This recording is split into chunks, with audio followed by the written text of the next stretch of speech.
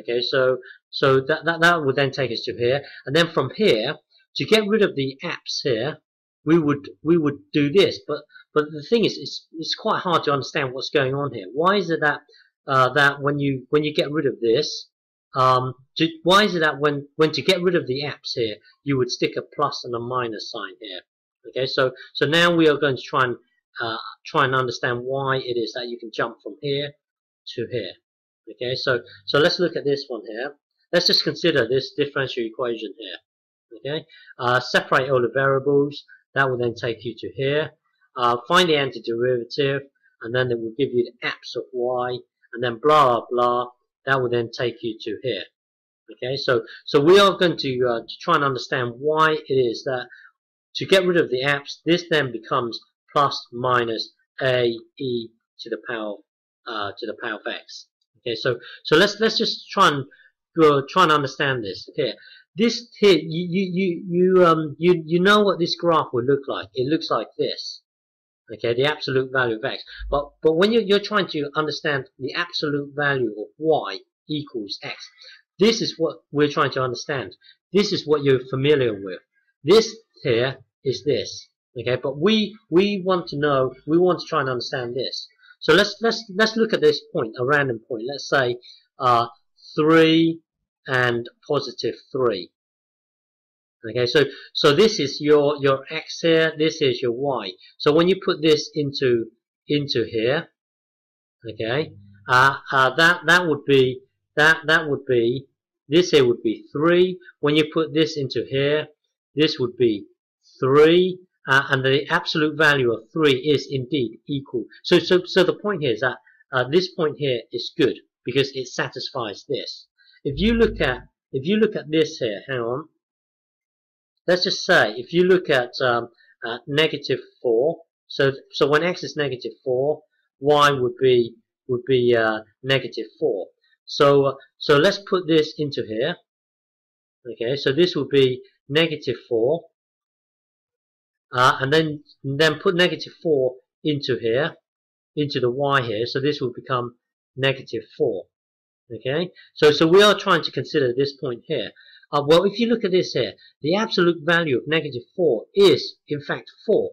Okay, so this whole thing here becomes 4. But then 4 does not equal to negative 4. So this here is not true. That's why this point here is not. That's why you cannot consider anything down here because it doesn't satisfy this. Okay, but if you try it with this point here, it is true. Hang on, let's just say negative 3, and then this here is 3. So when you put this into here, so absolute of negative 3, and then put the 3 into here. So that would be 3 here. So the absolute of 3 is in fact absolute of negative 3 is in fact 3. Therefore, this here equals this. Therefore, this is true. So this point here is good. Down here it would be bad. Well, let's look at this here. Now let's try and consider this. The absolute of y equals to x. So if you try it with let's say 5 and 5 here. This 5 and 5 here. So this is your x here. Put it into here. So that would be 5. Now put positive 5 into here. Absolute of 5. Yeah, you see this here is indeed 5, and this here is indeed 5. So this point here is good. So now let's consider this point here. Hang on. Let's just consider a random point. Negative 3, and this here is also negative 3. Okay, put this is your x, don't forget. Put this into here. So that would be negative 3. And then this, well, remember, we are considering this random point here. Negative 3, negative 3. If you put negative 3, so don't forget, this is your y here. If you put negative 3 into the y here, so this will become negative 3. But you see, the absolute value of negative 3 is positive 3. It is positive 3. It is positive 3. But you can see that this side does not equal this side. Therefore, this point here is bad. Therefore, this point here is bad. You see, the weird thing is, when you try and plot this graph here, if you jump to a graph plot and plot this, you would get something like this. You would get something like this. So this here, if you get a graph plotter and plot this, it will give you this this graph here. Okay. Now, if you consider this point here, let's say this point here, let's choose a random one. Hang on. Choose a random one. This is positive 4, not negative. Positive 4. This here would be negative 4. So let's just consider this point here. So this is your x here. Put this 4 into the x, okay, and then put this. This is your y here. Put this into the y here. So negative 4 into the y. So remember, we are putting 4 into the x and negative 4 into the y. Okay. So now this here becomes a 4 because the absolute value of negative this here becomes a 4. You see, now this equals this. So therefore, this is good. This point here is good. Well, if you consider, let's consider this. Hang on. Let's consider this. Let's just choose a random one. Let's say negative 6 and positive 6. Well, this is your is your x. Okay, so put this into the x here. So this will be negative 6, and this is positive positive 6. Put it into here, and then so absolute value of positive 6 is positive 6.